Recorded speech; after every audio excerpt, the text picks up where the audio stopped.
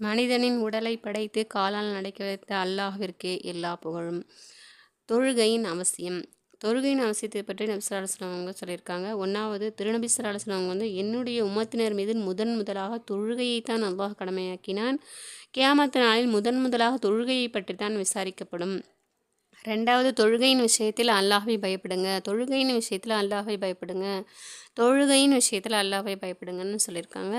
மூணாவது, மனிதனுக்கும் ஷிர்க்குக்கும் இணை வைத்தலுக்கும் இடையில் தொழுகை தான் தடுப்பாக இருக்குதுன்னு சொல்லியிருக்காங்க. நாலாவது, இஸ்லாத்தின் அடையாளம் தொழுகையாகும். தூய்மையான மனதுடன் முஸ்தஹபுகளை பேணி அந்தந்த நேரங்களில் தொழுது வருபவர் முஃமின் ஆவார் அப்படின்னு சொல்லியிருக்காங்க. ஐந்தாவது, ஈமானையும் தொழுகையும் விட சிறந்த ஒன்றை அல்லாஹ் கடமையாக்கவில்லை.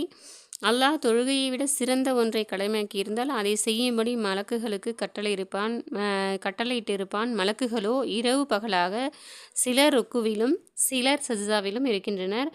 ஆறாவது, தொழுகை இஸ்லாத்தின் தூண். ஏழாவது, தொழுகையினால் ஷைத்தானின் முகம் கருத்து விடுகிறது.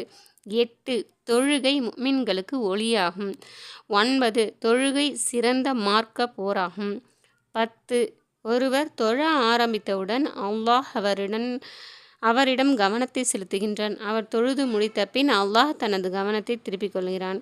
எனவே நம்ம தொழுகையை தொழுது அல்லாஹ்விடம் கவனத்துடன் இருப்பதற்கு அல்லாஹ் தஆலா நம்மளுக்கு தௌஃபீக் செய்வானாக. ஆமீன்.